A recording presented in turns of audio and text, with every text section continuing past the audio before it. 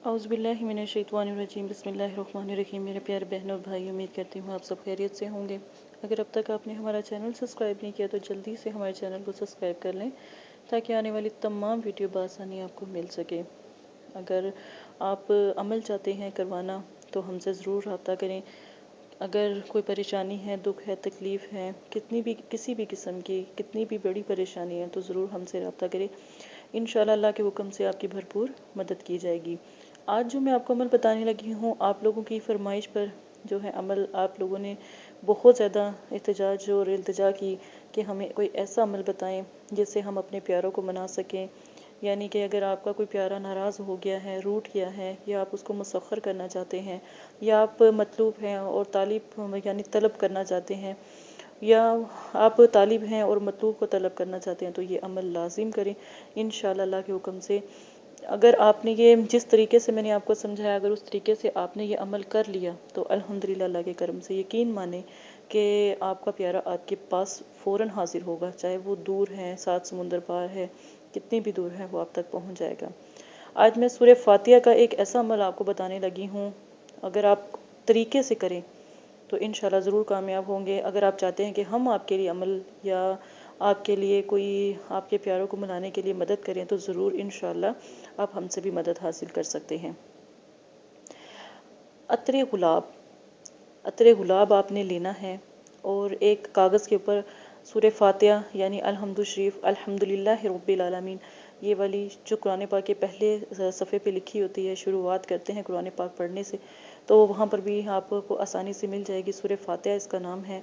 तो वहाँ से आपने ये अच्छे से मतलब कि लिख लेनी है। आपने काले मार्कर से आप बेशक लिख लें या फिर सुर्ख से लिख लें और ग्रीन से भी लिख सकते हैं। आपने ना जो है साफ़ शफाफ कागज़ के ऊपर ना आपने जो है सूरह लिखनी है और उसके नीचे आपने अपना नाम, अपनी वालदा का नाम, ठीक है, और उसके बाद लिखना है या रहीमु, अपना नाम, अपनी वालदा का नाम, या रहीमु, उसका नाम, यानी जिसको आप तलब करना चाहते हैं, यानी आप जिसको बुलाना चाहते हैं, मुसख्खर करना चाहते हैं, उसका नाम और उसकी वालदा का नाम आपने लिखना है।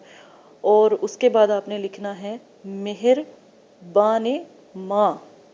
जैसे मेहरबान माँ को ऐसे लिखना है, पूरा माँ नहीं लिखना, सिर्फ मीम अलिफ लिखना है, ठीक है, माँ, मेहरबान माँ। दोबारा से सुन लें, अपना नाम, अपनी वालदा का नाम, या रहीमू, ठीक है, या रहीमू, उसके बाद आपने लिखना है मतलब जिसको आप तलब कर रहे हैं उसका नाम और उसकी वालदा का नाम, मेहरबान माँ। तो आपने क्या करना है, इतना लिख के सूरह फातिहा के साथ आपने सेम इस तरह ही लिखना है। लिखने के बाद आपने उसको जो आप सूरह फातिहा के जो आपने नक्श तैयार किया ना, उसको किसी जार के अंदर, शीशे के जार के अंदर आपने डाल के, तो उसके अंदर अतरे गुलाब, मैंने आपको बताया था ना अतरे गुलाब आपने लेना है। अब अतरे गुलाब उसके अंदर ना आपने काफ़ी सारा डाल देना है ताकि जो है इसके अंदर महक पैदा हो जाए, खुशबू जो है इसके अंदर पैदा हो जाए, ठीक है। अब आपने क्या करना है, सूरह फातिहा की 2 नफल रकत नमाज नीतनी है और इशा के नमाज के बाद भी आप पढ़ सकते हैं ये नफल, सिर्फ 2 नफल, आम नफलों की तरह आपने नफल की नियत करके ना तो नमाज पढ़नी है।